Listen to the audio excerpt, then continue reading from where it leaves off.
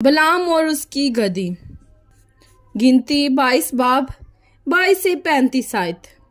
और उसके जाने के सबब से खुदा का गज़ब भड़का और खुदावंद का फरिश्ता उससे मजम्मत करने के लिए रास्ता रोक कर खड़ा हो गया।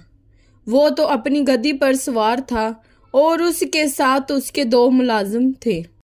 और उस गधी ने खुदावंद के फरिश्ते को देखा कि वो अपने हाथ में नंगी तलवार लिए हुए रास्ता रोके खड़ा है। तब गधी रास्ता छोड़कर एक तरफ हो गई और खेत में चली गई। सो बलाम ने गधी को मारा ताकि उसे रास्ते पर ले आए। तब खुदावंद का फरिश्ता एक ऊंची राह में जा खड़ा हुआ जो पाकिस्तान के बीच से होकर निकलती थी और उसकी दोनों तरफ दीवार थी। गधी खुदावंद के फरिश्ते को देखकर दीवार से जा लगी और बलाम के पांव को दीवार के साथ पिचा दिया। सो उसने फिर उसे मारा। तब खुदावंद का फरिश्ता आगे बढ़कर एक ऐसे तंग मुकाम में खड़ा हो गया जहां दाहिनी या बाईं तरफ मुड़ने की जगह ना थी। फिर जो गधी ने खुदावंद के फरिश्ते को देखा तो बलाम को लिए हुए बैठ गई। बलाम जुला उठा और उसने गधी को अपनी लाठी से मारा। तब खुदावंद ने गधी की जुबान खोल दी और उसने बलाम से कहा, मैंने तेरे साथ क्या किया है कि तूने मुझे 3 बार मारा? बलाम ने गधी से कहा, इसलिए कि तूने मुझे चढ़ाया।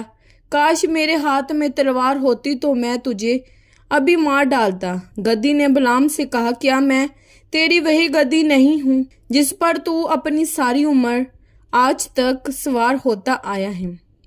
क्या मैं तेरे साथ पहले कभी ऐसा करती थी? उसने कहा, नहीं। तब खुदावंद ने बलाम की आंखें खोली और उसने खुदावंद के फरिश्ते को देखा कि वो अपने हाथ में नंगी तलवार लिए हुए रास्ता रोके खड़ा है। सो उसने अपना सर झुका लिया और औंधा हो गया। खुदावंद के फरिश्ते ने उसे कहा कि तूने अपनी गधी को 3 बार क्यों मारा? देख, मैं तुझसे मज़ाहमत करने को आया हूँ, इसलिए कि तेरी चाल मेरी नज़र में टेढ़ी है। और गधी ने मुझको देखा और वो 3 बार मेरे सामने से मुड़ गई। अगर वो मेरे सामने से ना हटती तो मैं ज़रूर तुझको मार ही डालता और उसको जीता छोड़ देता।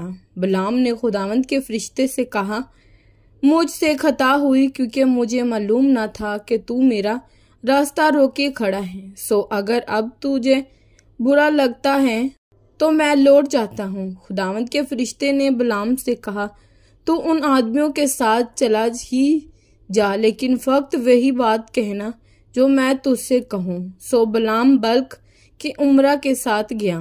कलाम पाक के पढ़े और सुने जाने पर खुदावंद की खास बरकत हो। खुदावंद का शुक्र हो। खुदावंद आप सबको बरकत दे। आमीन।